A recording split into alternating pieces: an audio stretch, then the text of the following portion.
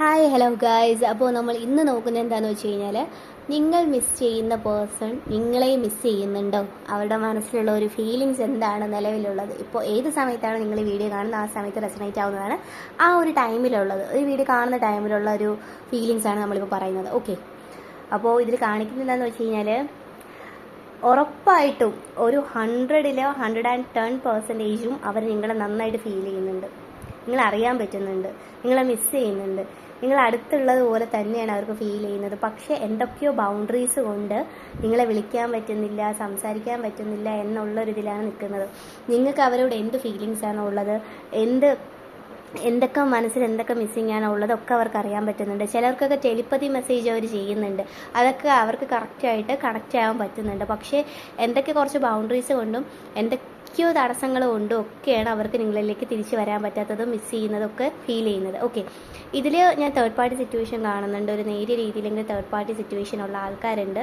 Third party situation ഒരു ലേഡിയാണ് കാണുന്നത്. May be ഒരു എക്സ് അല്ലെങ്കിൽ ഒരു ലേഡി എന്തായാലും ഇടയ്ക്ക് നിൽക്കുന്നുണ്ട്.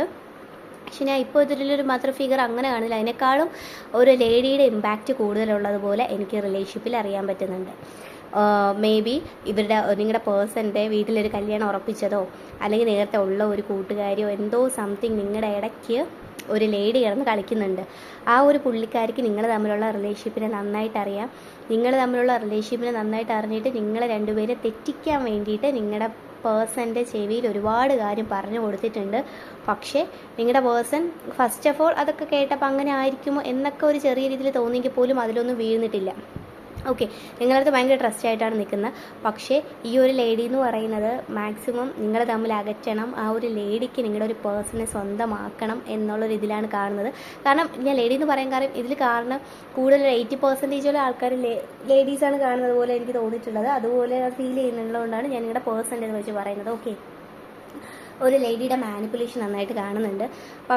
വേറൊരു കാര്യം എന്താണെന്ന് വെച്ചാൽ, നിങ്ങളുടെ ഒരു പേഴ്സൻ്റെ ഒരു ഫീലിങ്സ് സംബന്ധിച്ച് നിങ്ങളിലേക്ക് തിരിച്ച് വരാനും പറ്റുന്നില്ല, നിങ്ങളെ തമ്മിൽ ഒന്നിക്കാനും ആരും സമ്മതിക്കുന്നില്ല, എന്നാൽ നിങ്ങളെ വിട്ട് പോകാനും അവർക്ക് തോന്നുന്നില്ല എന്ന ഒരു അവസ്ഥയിലാണ് നിൽക്കുന്നത്. നിങ്ങളിലേക്ക് തിരിച്ച് വന്നു കഴിഞ്ഞാൽ ഈ റിലേഷൻഷിപ്പ് അവരാഗ്രഹിക്കുന്നത് പോലെ സ്റ്റേബിളായിട്ട് കൊണ്ടുപോകാൻ പറ്റത്തില്ല. നിങ്ങൾ തമ്മിലുള്ള റിലേഷൻഷിപ്പ് ലൈക്ക് വേറെ ആരും അറിയാതെ അല്ലെങ്കിൽ അങ്ങനെ ഒരു ഇതിൽ ഓക്കെ. പക്ഷെ ആ ഒരു പേഴ്സൺ ആഗ്രഹിക്കുന്ന വിത്ത് ഫാമിലി ആയിട്ടുള്ളൊരു ബോണ്ടിങ്ങാണ്. ആ ഒരു ബോണ്ടിങ്ങുമായിട്ട് നിങ്ങളുടെ റിലേഷൻഷിപ്പ് മുന്നോട്ട് കൊണ്ടുപോകാൻ സാധിക്കുന്നില്ല. അത് പറ്റാത്തതിൻ്റെ വളരെ വലിയൊരു വിഷമം കാണുന്നുണ്ട്.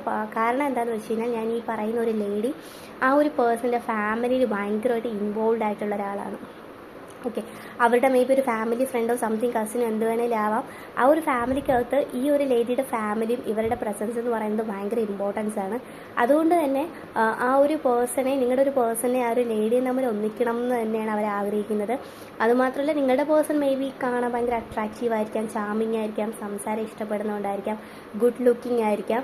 എന്തൊക്കെയോ റീസണാൽ ഈ ഒരു ലേഡിക്ക് മേ ബി ഫിനാൻഷ്യലായിട്ടുള്ള ഇതായിരിക്കാം. എനിക്കിത് കാണുന്നതിലൊരു 50 to 60% ആൾക്കാരുടെ പേഴ്സൺ ഫിനാൻഷ്യലി കുറച്ച് അപ്ഗ്രേഡായിട്ട് എനിക്ക് ഫീൽ ചെയ്യുന്നുണ്ട്. ഇതിൽ ഒരാൾ ഫിനാൻഷ്യലി കുറച്ച് ലോയും ഒരാൾ ഫിനാൻഷ്യലി കുറച്ച് മുന്നോട്ടുള്ളതായിട്ട് കാണുന്നുണ്ട്. ആ ഒരു ഫിനാൻഷ്യലായിട്ടുള്ള ഇഷ്യൂസും നിങ്ങളുടെ ഈ ഒരു റിലേഷൻഷിപ്പിനെ നന്നായിട്ട് ഇമ്പാക്റ്റ് ചെയ്തിട്ടുണ്ട്. അത് നന്നായിട്ട് അറിയാൻ പറ്റുന്നുണ്ട്. ഓക്കെ, നിങ്ങൾ പോലും അറിയാതെ നിങ്ങളുടെ പേഴ്സൻ്റെ നിങ്ങൾക്ക് ഇടയിൽ നിന്നിട്ട് മറ്റുള്ള ഒരാളോട് നിങ്ങളെപ്പറ്റി ഭയങ്കര മോശമായിട്ട് ആണ് പറഞ്ഞു കൊടുത്തുകൊണ്ടിരിക്കുന്നത്. ഇപ്പോഴും നിലവിൽ അത് തന്നെയാണ് നടന്നുകൊണ്ടിരിക്കുന്നത്. ഓക്കെ, ഇത് നിങ്ങൾ അറിഞ്ഞിരിക്കേണ്ട ഒരു കാര്യമാണ്. അതെനിക്ക് റീഡിങ്ങിലൂടെ എന്തോ ഞാൻ അറിഞ്ഞു, അതുകൊണ്ടാണ് പറയുന്നത്.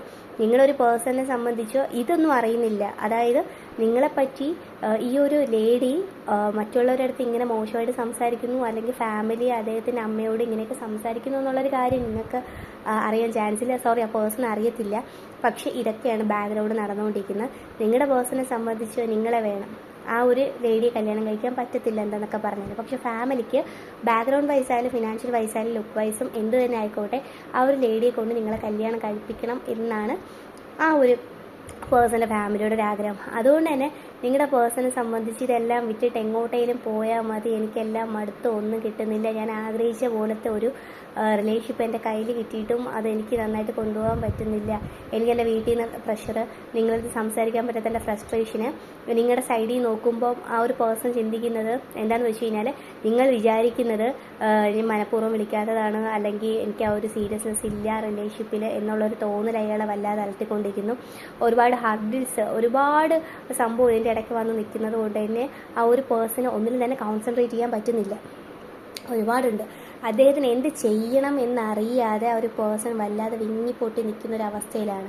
അയാളുടെ മനസ്സിലെ ഒരു ഇതെന്ന് പറഞ്ഞു കഴിഞ്ഞാൽ 100-ൽ 80%, 70-75%ഓളം ഇതെൻ്റെ കയ്യിൽ നിന്ന് പോയി ഈ ഒരു റിലേഷൻഷിപ്പ്. എനിക്കിത് ഒരിക്കലും തിരിച്ചു പിടിക്കാൻ പറ്റത്തില്ല. ഞാൻ ആഗ്രഹിച്ചതുപോലെ, ഞാൻ കെട്ടിപ്പൊക്കിയതുപോലെ ഒരു ഫാമിലി ലൈഫ് ഞാൻ എന്തൊക്കെയാണോ ഡ്രീം ചെയ്തത് അതൊക്കെ കളഞ്ഞിട്ട് എനിക്ക് പോവേണ്ടി വരികയാണ്. പക്ഷേ ഇതൊക്കെ കളഞ്ഞിട്ട് പോകുമ്പോഴും ഇതൊക്കെ വിട്ടിട്ട് എങ്ങോട്ടേക്കിലും പോകുന്ന സമയത്തും നിങ്ങളും കൂടെ ഉണ്ടായിരുന്നെങ്കിൽ നിങ്ങളെ വേണമെന്ന് അതിയായി ആഗ്രഹിക്കുന്നുണ്ട്. ഓക്കെ, എന്തൊക്കെ ഇല്ല, എങ്ങനെയൊക്കെയാണ് റിലേഷൻഷിപ്പ് ഇല്ല, പറ്റില്ല എന്ന് പറയുന്നു. ഫാമിലിയുടെ ബൗണ്ടറീസും പ്രശ്നവും കാരണമാണെങ്കിൽ പോലും നിങ്ങളുടെ ഒരു ഫീൽ, അതാണ് ഞാൻ ആദ്യം പറഞ്ഞത്, നിങ്ങളുടെ ഒരു ഫീൽ അവർക്ക് അറിയാൻ പറ്റുന്നുണ്ട് കൂടെ ഉള്ളതുപോലെ. അങ്ങനെ തന്നെയാണ് അവരിപ്പോഴും നിലവിലും. നിങ്ങൾ ഈ വീഡിയോ കാണുന്ന സമയത്തും ആ പേഴ്സൻ്റെ മനസ്സിൽ ഇത് തന്നെയാണ് പോയിക്കൊണ്ടിരിക്കുന്നത്. അത് അദ്ദേഹത്തിന് ഒരിക്കലും മാറ്റാൻ കഴിയുന്ന ഒന്നല്ല. പക്ഷേ എന്തുകൊണ്ടോ ഫാമിലി കൂടെ വേണം എന്നാഗ്രഹിക്കുന്നുണ്ട്. ആ ഒരു ഫാമിലിയുടെ പ്രശ്നം ഉള്ളത് കൊണ്ട് തന്നെയാണ് ഇപ്പോഴും സ്റ്റക്കായിട്ട് നിൽക്കണം, എന്ത് ചെയ്യുന്നതെന്നറിയാതെ. അപ്പോൾ ഒരുപാട് ഒബ്സ്റ്റിക്കിൾസും കാര്യമൊക്കെ കാണുന്നുണ്ട്. പക്ഷേ നിങ്ങൾ ഒരിക്കലും, എനിക്ക് ഈ ഒരു വീഡിയോയിലൂടെ, ഒരു മെസ്സേജിലൂടെ എനിക്ക് നിങ്ങളോട് പറയാനുള്ളൊരു കാര്യം എന്താണെന്ന് വെച്ചാൽ, നിങ്ങൾ ഒരിക്കലും നിങ്ങളുടെ പേഴ്സണെ ഡൗട്ട്ഫുള്ളായിട്ട് കാണരുത്. ഒരിക്കലും നിങ്ങളുടെ പേഴ്സൺ നിങ്ങളോട് ഒരിക്കലും ഒരു ചതി ചെയ്യുകയോ അല്ലെങ്കിൽ നിങ്ങളെ വിട്ടിട്ട് പോകണമെന്നോ ഒരാഗ്രഹം അങ്ങനെയുള്ള ഒരാളല്ല. ഒരു പേഴ്സൻ്റെ സിറ്റുവേഷനാണ് ഇങ്ങനെ ആക്കുന്നത്. ഓക്കെ, എന്തെങ്കിലും ഡൗട്ട്ഫുള്ളായിട്ട് അവൻ എന്നോട് ഇങ്ങനെ ചെയ്തല്ലോ എന്നൊരു സിറ്റുവേഷനിൽ പൊയ്ക്കൊണ്ടിരിക്കുന്ന ആൾക്കാരാണ് വീഡിയോ കാണുന്നതെങ്കിൽ ഉറപ്പായിട്ടും പറയുകയാണ് ആ ഒരു പേഴ്സൺ എന്ന് പറയുന്നത് ജെനുവിനാണ്. അദ്ദേഹത്തിൻ്റെ പ്രശ്നങ്ങളും ഫാമിലി ഇഷ്യൂസുമാണ് അയാൾ ഒരുപാട് ഇൻവോൾവ് ചെയ്യിപ്പിക്കുന്നത്. ഇങ്ങനെയുള്ളൊരു കാര്യം മനസ്സുകൊണ്ട് ഒരുപാട് വേദനിക്കുന്നത്. നിങ്ങൾ എന്തുമാത്രം പെയിനാണോ അനുഭവിക്കുന്നത് അതിൻ്റെ ഇരട്ടി പെയിന് ആ ഒരു പേഴ്സൺ ആ ഒരു സൈഡിൽ നിന്ന് അനുഭവിക്കുന്നുണ്ട്. നിലവിൽ ഇതാണ് ആ ഒരു പേഴ്സൻ്റെ ഫീലിങ്സ് എന്ന് പറയുന്നത്. അപ്പോൾ നമുക്ക് ജസ്റ്റ് ഒരു ഗൈഡൻസ് അല്ലെങ്കിൽ മുന്നോട്ട് എന്ത് വരുമെന്ന് നമുക്കൊന്ന് ഏഞ്ചൽ മെസ്സേജ് നോക്കാം. ഓക്കെ,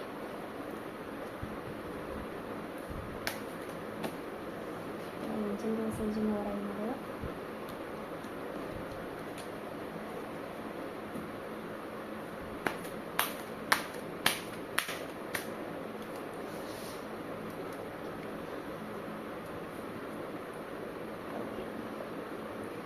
ഇതിലിപ്പോൾ എനിക്ക് പറയാനുള്ള എന്താണെന്ന് വെച്ച് കഴിഞ്ഞാൽ, നിലവിലുള്ള ഒരു സിറ്റുവേഷൻ വെച്ച് ആ ഒരു പേഴ്സൺ നിങ്ങളെ വളരെയധികം സ്നേഹമുണ്ട്, പക്ഷെ വരാൻ പറ്റുന്നില്ല. പക്ഷെ നിങ്ങൾ ഇത് തന്നെ വേണം, എനിക്കിത് കിട്ടിയേ പറ്റത്തുള്ളൂ എന്ന് ഭയങ്കരമായിട്ട് മാനിഫെസ്റ്റ് ചെയ്തില്ല. അത്രയും ആത്മാർത്ഥമായിട്ട് മാനിഫെസ്റ്റ് ചെയ്ത് കഴിഞ്ഞാൽ ഇത് നിങ്ങൾക്ക് തന്നെ തിരിച്ചു പിടിക്കാൻ പറ്റും എന്നാണ് കാണിക്കുന്നത്. പക്ഷെ നിങ്ങൾ അത്രത്തോളം കോൺസെൻട്രേറ്റ് ചെയ്ത് മാനിഫെസ്റ്റ് ചെയ്ത് ഒരു 1% പോലും നെഗറ്റീവ് ആകരുത്. അങ്ങനെ ആയിക്കഴിഞ്ഞാൽ ഒന്നും ചെയ്യാൻ പറ്റത്തില്ല. 100% മാനിഫെസ്റ്റേഷൻ കൊടുത്തു കഴിഞ്ഞാൽ ഇത് നിങ്ങളുടെ കയ്യിലേക്ക് വരും. പക്ഷെ അതിന് കുറച്ച് ടൈം എടുക്കും, ഒന്നും പെട്ടെന്ന് നടക്കത്തില്ല എന്നാണ് ഏഞ്ചൽസ് ഒരു മെസ്സേജിലൂടെ കാണിച്ചു തരുന്നത്. Okay, thank you.